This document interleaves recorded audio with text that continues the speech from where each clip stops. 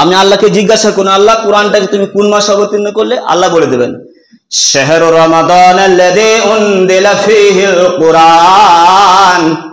আল্লাহ রাব্বুল আলামিন বলছেন, আমি এই কোরআনকে অবতীর্ণ করলাম রমজান মাসে, আমি এই কোরআনকে অবতীর্ণ করলাম।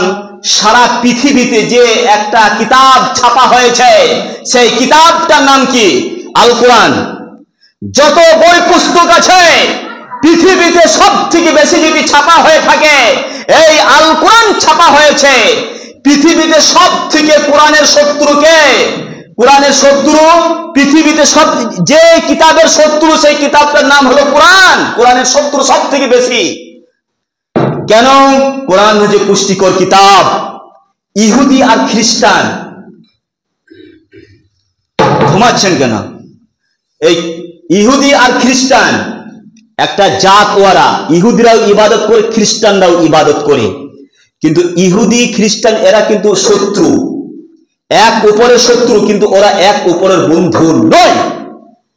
কিন্তু মুসলমানকে মারার জন্য, মুসলমানকে উপরে উঠতে দিবে না, মুসলমানকে ক্ষমতায় পৌঁছাতে দিবে না, মুসলমানকে পাওয়ারে পৌঁছাইতে দিবে না, সেইখানে তারা একজোট, একত্রিত হয়ে যায়। ইহুদি বলুন, খ্রিস্টান বলুন, নাসারা বলুন, হিন্দু বলুন, বৌদ্ধ বলুন, সমস্ত সারা পৃথিবীতে যত ধর্মের অবলম্বী মানুষ আছে, সমস্ত ধর্মের মানুষ এক হয়ে যায় কোন ক্ষেত্রে? মুসলমানকে নিচে নামাইতে হবে, মুসলমানকে ঐক্যবদ্ধ হতে দিলে হবে না। ঠিক আছে?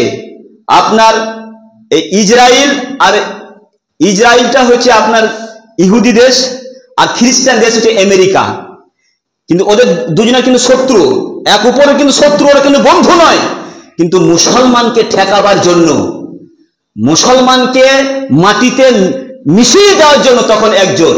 তার কারণ ফিলিস্তিন এমন একটা জায়গা, ফিলিস্তিন যাদের আন্ডারে থাকবে তারাই জয়ী হবে, সারা বিশ্বকে তারাই শাসন করবে। আজ ফিলিস্তিন কাদের? মসজিদুল আকসা কাদের আন্ডারে আছে? আজ খ্রিস্টান ইহুদিদের আন্ডারে আছে। আর যেদিন ওই মসজিদুল আকসা, যেটা মুসলমানদের আন্ডারে যেদিন চলে আসবে, সেই দিন সারা বিশ্বের মুসলমানরা এক হয়ে যাবে।